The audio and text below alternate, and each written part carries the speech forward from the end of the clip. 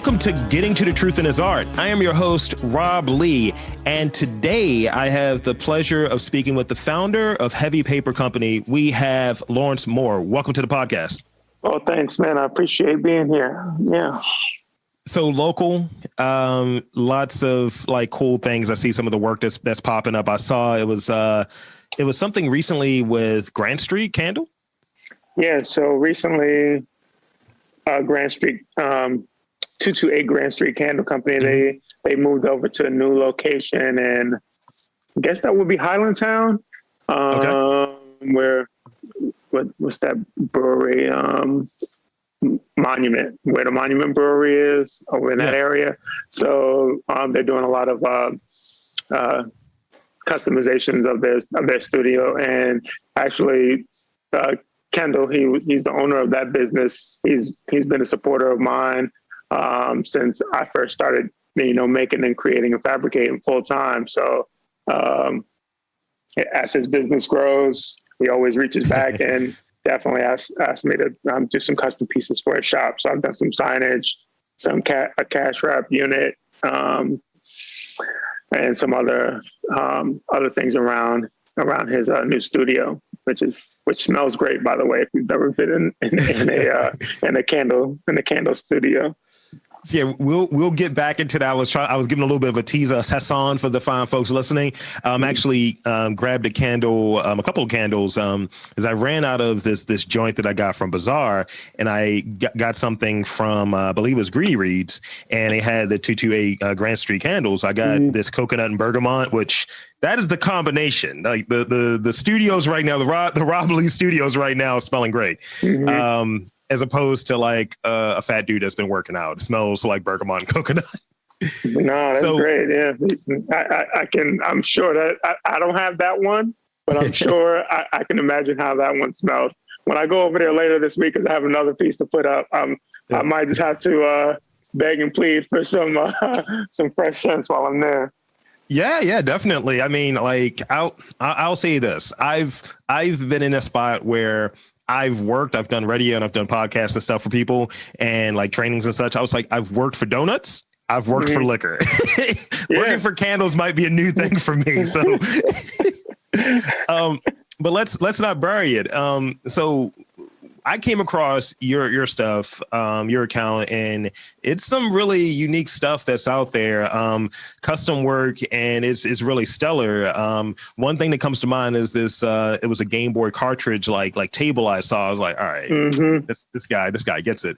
So describe your work and how you got started in this kind of customization, this fabrication, custom furniture.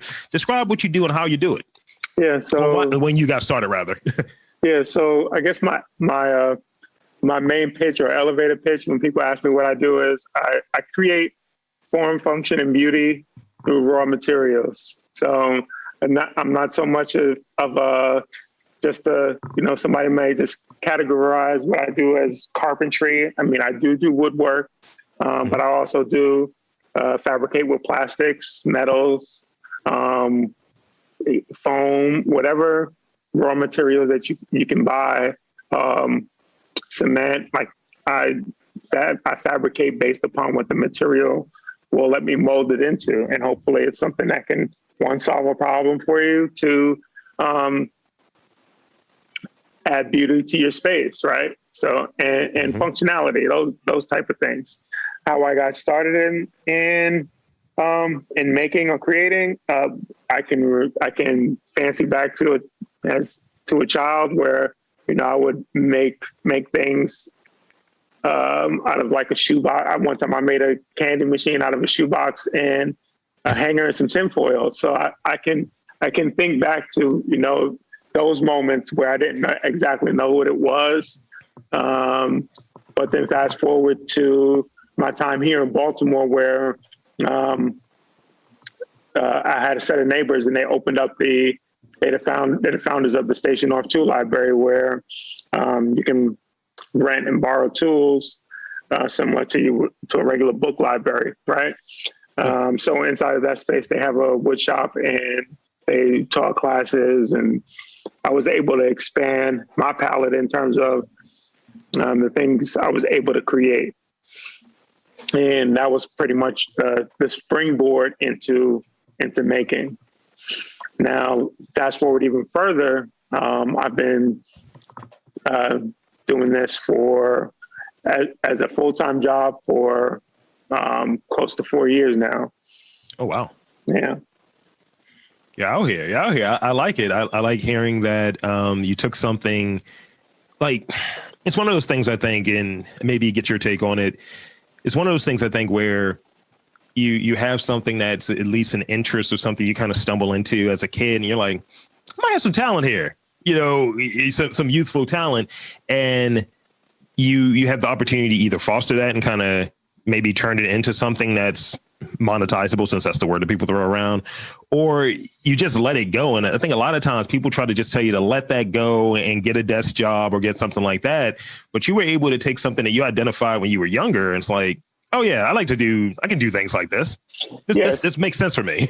So, I mean, it wasn't that easy, or that not easy, but it wasn't that transparent where I knew I could make things, and I automatically went to that. Right.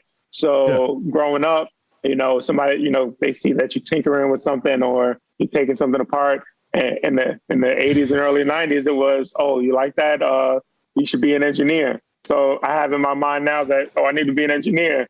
As a kid, so, then they ask you that ubiquitous question, what do you want to be when you grow up? So now I'm like, I want to be an engineer, until you get to some math class that you're like, wait a second, this is not what I signed up for. Right. So I'm terrible at math, but so then I move into something else. So I'm like, okay, I work with people, I'm a people person. So now I'm in human service, and now I'm teaching. So I taught school for a lot of years, and that was fine. But now backtracking into things that I'm more interested in or also have a passion for.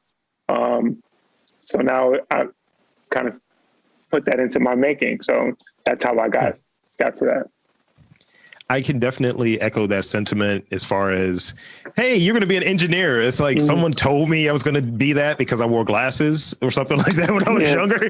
And mine's wasn't math. I'm good at math. Mine's was physics. It was like, oh, you got to take more of these. I was like, pardon me? Excuse me?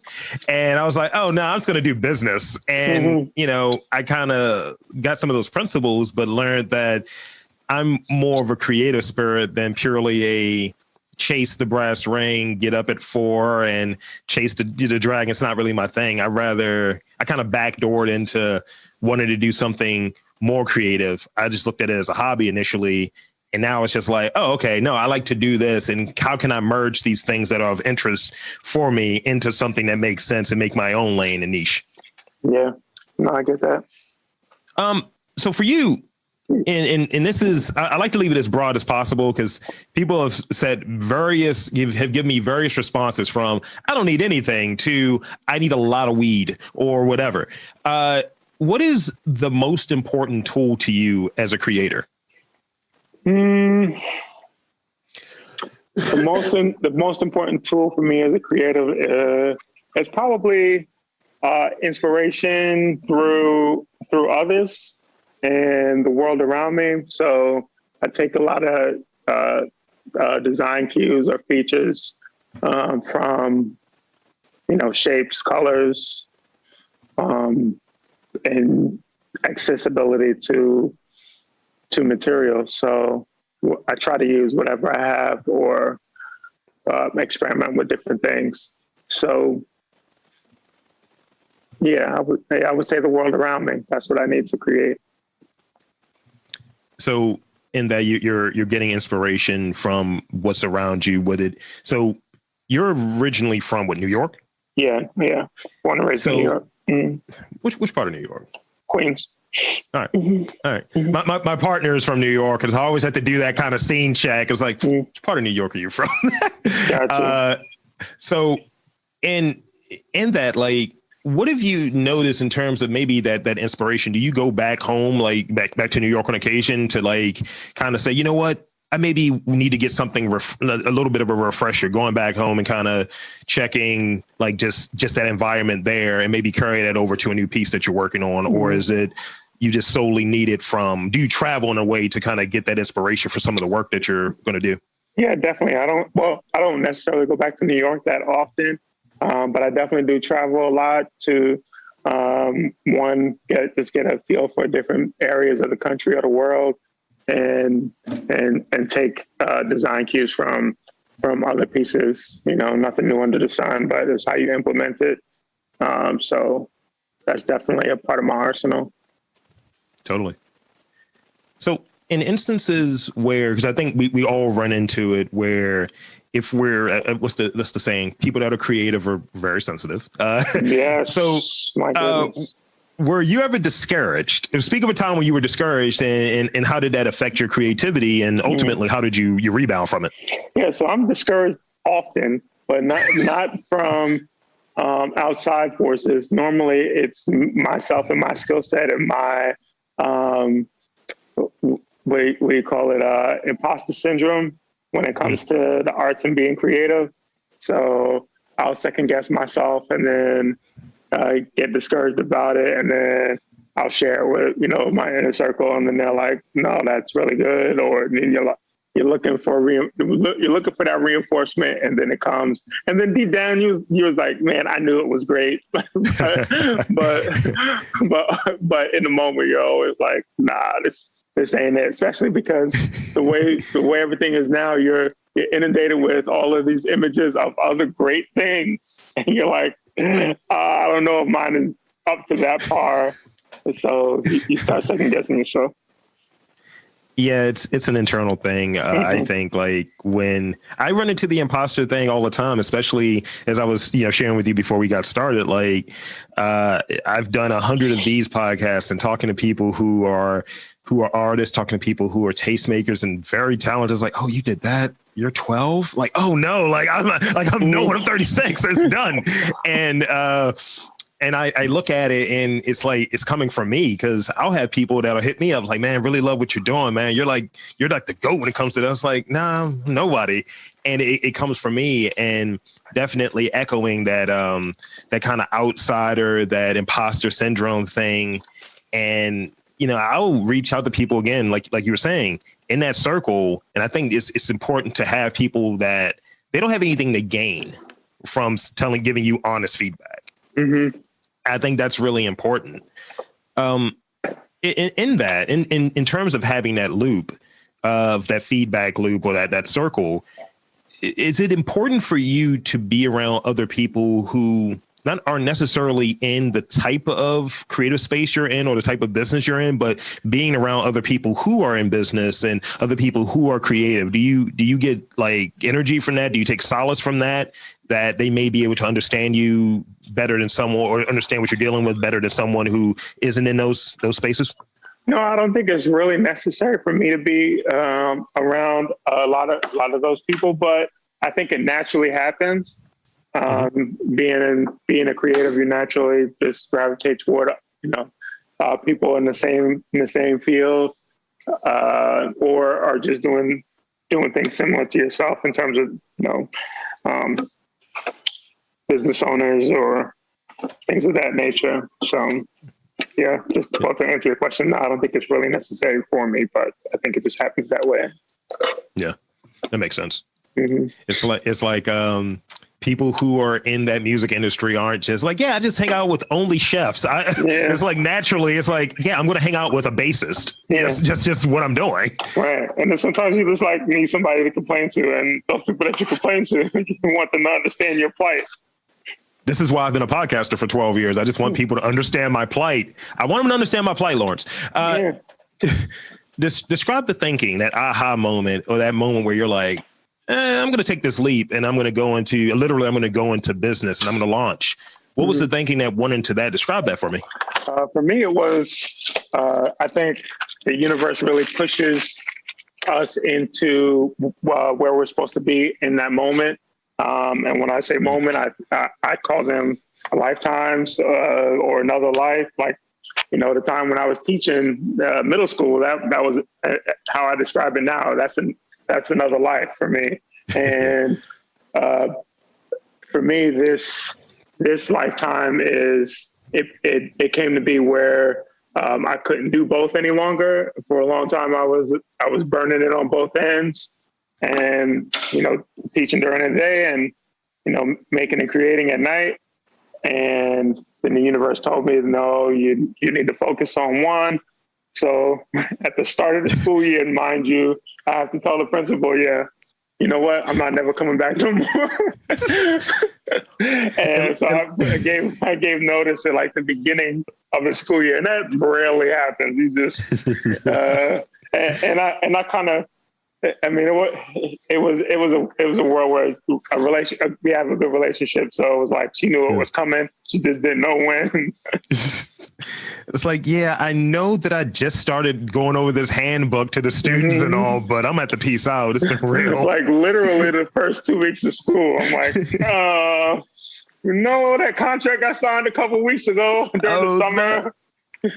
Yeah, you're gonna have to that was that lifetime. Yeah, I've ascended to another lifetime. Right. So what drew you to custom fabrication and over other creative pursuits? Because I find like people will say, oh yeah, I was also a comedian or something like that. I was also working in this industry. It was interesting. I shared with a chef friend of mine that I was literally going to school for culinary arts before I just chose business, but I was definitely in the path and I kind of dabble in it. And that's kind of the thing I, really wanted to do. That would have been my fallback, if you will.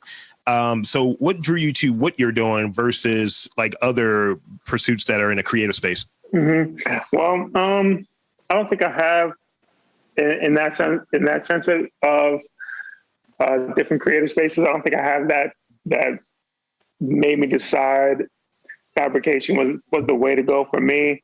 I am into roller skating pretty heavy. So, but I didn't see I use that as more of an escape. Yeah. And that's not what fabrication is. Like, I'm running a business here. I'm not running a roller skate business, even though it is a creative medium. But that's more of my get away from everything space. I am encountering more roller skaters doing this podcast. I was like, hold on, what is this roller skater community in Baltimore? Yeah, who do you know? I probably know them. Glenford Nunez. Oh, Nunez, yeah, he's a good friend of mine. I posted his episode the other day. Oh yeah, you did? He didn't tell me he's doing a podcast on him. Okay, I'll text him after this and give him a hard time. All right. It was funny. We talked. He was just like, I feel like we're in a Spider-Man meme that we're all just pointing at each other. And I was like, possibly. Yeah. I've known him for 10 years now. So he's a good dude. Yeah. So you touched on the Station North, like, and I always blank on the name. Tool Library. Tool Library. Mm-hmm. So describe the importance of being in a community that is with other makers and helping that Baltimore maker scene specifically kind of prosper. Because like having those ties and being connected to that, and even the Made in Baltimore program, like speak on that a bit. Yeah. So I mean, it really allows you to pull from other people. If you're not a person that, likes to work in solitude and need other people to pull from in terms of ideas or advice, or it really gives you that platform to pull from, and then encouragement of, yeah, you can really make a thing. And especially for me, when I was starting out, like, just small nuanced things that you really can't pick up anywhere else. There were other people around who've had those experiences in terms of how to make a thing and do it efficiently. Those people were around and were always available for advice. It's good to get that exchange, especially when you're developing something. And like, I really think that Baltimore has been on the come up in terms of, you hear about it from the people that know that there's a community here, and there are various communities here, and they're always receptive to work with people from what I've heard. And I think it is good to have those resources that are there of like, this is how I would do this, or this is how you can try this, and so on. And I think that's a key thing that gets missed when people talk about the creative space, the creative scene here, the maker scene, the art scene, the restaurant scene. It's, it's always kind of it's always real. It's always authentic, that you're going to have some things that are good, some things that are bad. But I think it being a community where you can find someone that can help you in that path, I think that's an important thing to have. Mm-hmm. Yeah, definitely. So now I have two last questions. And then, as I always like to do, I like to give my guests an opportunity to shamelessly, and I mean, just make an ass out of yourself, shamelessly plug whatever they want to plug. But both of them have to do with projects. One would be, what's the oddest project that you've worked on? Okay, so you've made mention to it, the Nintendo cartridge end table / coffee table thing that I made. That was probably 3 years ago at this point. But yeah, still know I had a friend who actually is a skater. She came to me and said, I really want this Nintendo cart. I want this end table made out of into a Nintendo, the old school Nintendo cartridge video game, and it needs to look just like the video game, with the cutouts, the ridges in it, the color, the label of the game. And not only did that throw me for a loop, but then she wanted the actual game label to be Friday the 13th. Like, that's wow. Just, I mean, that was a video game back in the day, but you're like, why do you want the table to have the label of a classic horror movie? You must really be a fan of that game to be that specific. And then I have another project that was pretty wild. Had to do, pretty much a wooden womb, or multiple wooden wombs. Mm-hmm. And so it's just a carving of a womb for, I guess she's a doula. So I'm not really sure. Don't give me the line about it, but it's just it looks like a large wooden egg, the size of a female's womb. Yeah. And I just felt like that was pretty wild for a woman, that somebody asked me to carve them with them. She was using them for educational purposes to teach her classes, and it was just something that she couldn't find anywhere else, and she wanted them handmade. So I was the person that was trying to do that. Yeah, you were the wooden womb maker. Wooden womb maker. I mean, put that on there in that list of accomplishments. That would be great. Just have that out there. Have you ever made a wooden womb? I haven't. See? See? Boom. You're already better than me. This is my life. Now here's the other one. And in taking account, you could use something that's local that comes to mind. But for you, what would be that dream project that someone like commissions you, reaches out and like, look, I need this redone. I need something here.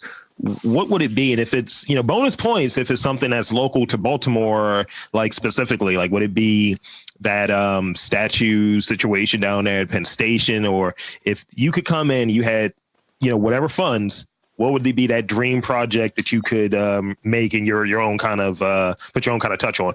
Yeah.